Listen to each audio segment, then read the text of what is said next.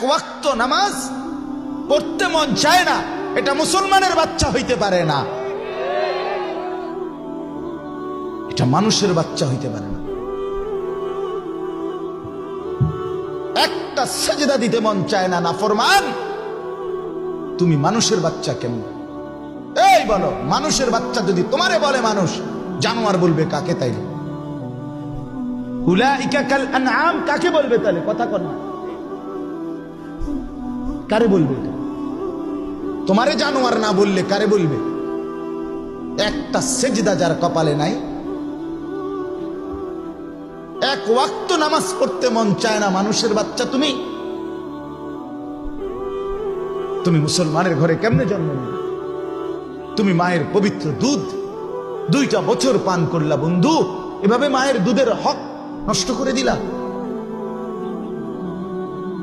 এক নর্তকী সব ভুলাই দিল, এক বড় মোবাইল সব ভুলাই দিল, এক অসভ্য ছবি দেখা, আর এই সমবয়সী কতগুলো বন্ধু নামের শয়তান, যারা তোমাকে এক ওয়াক্ত নামাজের কথা বলে না, যারা তোমাকে একটা বার ভালো কাজের কথা বলে না, এই বন্ধু নামের শয়তান ইবলিস, তুমি তার ফান্দে পড়ে এতটা সুন্দর পবিত্র হায়াত মা যত্ন করে বড় করছে, বাবা যত্ন করে বড় করছে, রব্বুল আলামিন আসমান ও জমিন আর কায়নাত দিয়ে লালন পালন করেছে, সব হারাই দিলা।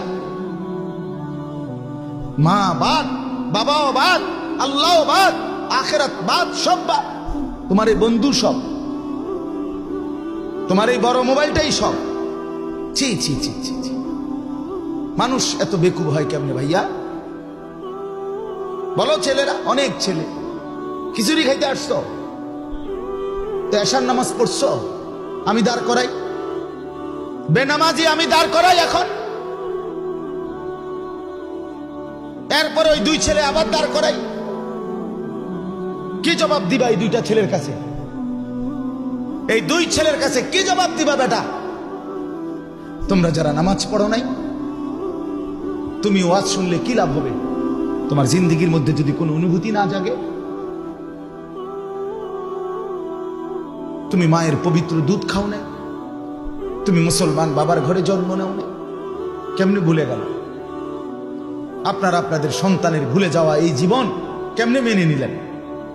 পর্দার আড়ালের মারা, আপনারা আপনাদের মেয়ের বেপরদেগি, আপনারা আপনাদের ছেলের বেনামাজি জিন্দেগি কেমনে মেনে নিলেন?